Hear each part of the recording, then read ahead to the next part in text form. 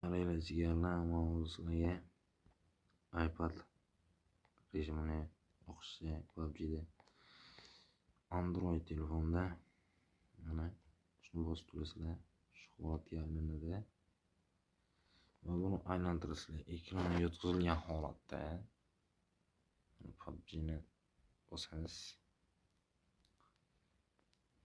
Keyin bu shu holatga kelganda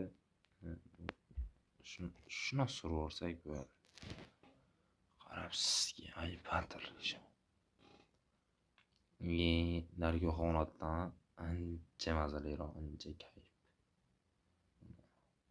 iPad bo'ldi. Tayyor holatda.